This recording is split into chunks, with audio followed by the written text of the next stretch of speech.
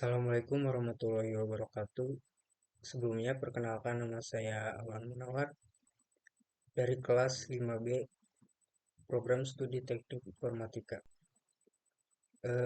Di video ini saya akan menjelaskan terkait laporan yang telah saya buat dengan judul Penilaian Risiko Keamanan Informasi pada SIAK atau Sistem Informasi Akademik dan Keuangan Universitas Muhammadiyah Sukabumi dengan menggunakan ISO 27001.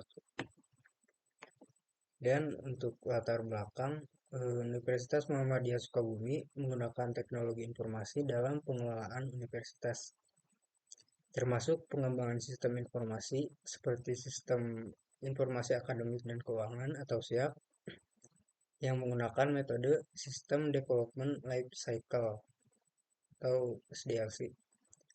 Namun, penggunaan teknologi informasi juga membawa risiko keamanan informasi seperti confidentiality, integrity, dan availability. Oleh karena itu, Universitas Muhammadiyah Sukabumi menggunakan perencanaan Sistem Manajemen Keamanan Informasi atau SMKI dengan standar SNI ISO IEC 27001-2013 untuk melindungi kerahasiaan, keutuhan, dan ketersediaan informasi. Beberapa metode yang dapat digunakan dalam menyelesaikan masalah keamanan informasi antara lain metode OCTAP, NST, dan ISO 27001. ISO 27001 dapat digunakan sebagai alat untuk menilai risiko keamanan informasi dalam SIAK Universitas Muhammadiyah Sukabumi. Kemudian metode perencanaan SMKI dengan ISO 27001. ISO 27001 adalah standar internasional yang memberikan persyaratan untuk mengelola keamanan informasi dalam suatu organisasi atau pada sebuah instansi. Standar ini telah menjadi dasar yang mapan untuk sistem manajemen keamanan informasi dan telah diadopsi oleh berbagai organisasi untuk mengelola keamanan informasi. Dengan menerapkan ISO ini, organisasi dapat memperoleh manfaat seperti keamanan. Kemudian metode identifikasi risiko merupakan sebuah proses untuk mengidentifikasi, menganalisis, dan mengevaluasi risiko yang mungkin terjadi pada suatu sistem. Pada metode ini ada beberapa tahapan, diantaranya identifikasi aset yang perlu dilindungi, dan yang kedua identifikasi ancaman yang mungkin terjadi, yang ketiga identifikasi kerentanan yang ada pada sistem atau organisasi, kemudian yang keempat penilaian risiko dan menghitung nilai probabilitas dan dampak dari risiko yang teridentifikasi. Kemudian yang terakhir, penetapan strategi pengelolaan risiko. Kemudian pada pengumpulan data yang saya lakukan itu ada dua cara. Yang pertama wawancara, yang kedua observasi. Nah, pada teknik pengumpulan wawancara digunakan untuk memperoleh informasi dalam bentuk tulisan mengenai sistem informasi akademik dan keuangan atau SIAK. Nah, dalam wawancara ini, pihak yang diwawancarai yaitu staf selaku admin itu sendiri.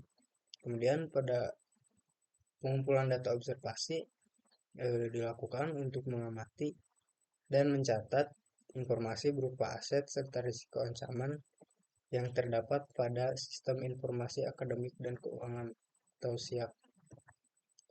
Kemudian pada identifikasi risiko, proses identifikasi risiko melibatkan pengenalan, pencatatan, dan analisis risiko yang mungkin terjadi pada sistem atau organisasi, serta penentuan sumber risiko dan dampaknya. Identifikasi risiko dilakukan dengan cara mengidentifikasi aset yang perlu dilindungi, ancaman yang mungkin terjadi, dan kerentanan yang ada pada sistem atau organisasi. Dalam pelaksanaan penelitian, data dikumpulkan melalui metode survei dan wawancara. Ruang lingkup SMKI ditentukan dengan menentukan aset yang perlu dilindungi dan identifikasi risiko. Kebijakan SMKI dan analisis dengan menganalisis dokumen kebijakan yang ada. Cara menilai risiko ditentukan dengan mengidentifikasi ancaman, kerentanan, dan penilaian risiko. Dan identifikasi risiko dilakukan dengan mengidentifikasi aset, ancaman, dan kerentanan. Semua langkah teknis dalam pelaksanaan penelitian ini penting untuk memastikan implementasi SMKI sesuai dengan standar ISO 27001 dan dapat membantu organisasi dalam mengelola risiko keamanan informasi dengan lebih efektif dan efisien. Kemudian di sini cara penilaian risiko yang digunakan terhadap sistem informasi akademik dan keuangan atau SIAK. Yang pertama yaitu identifikasi aset, yang kedua identifikasi ancaman, ketiga identifikasi kendali, empat identifikasi kerentanan, dan lima identifikasi dan dampak. Nah, kemudian di sini ada identifikasi nilai aset teknologi informasi pada SIAK, bisa dilihat. Di sini ada kode, nama aset, dan juga keterangannya. Untuk sebelah kiri ini asetnya, dan untuk sebelah kanan ada dampak dan juga nilai dampak, kemudian kategorinya. Mungkin cukup sekian penjelasan dari saya. Kurang lebihnya mohon maaf. Assalamualaikum warahmatullahi wabarakatuh.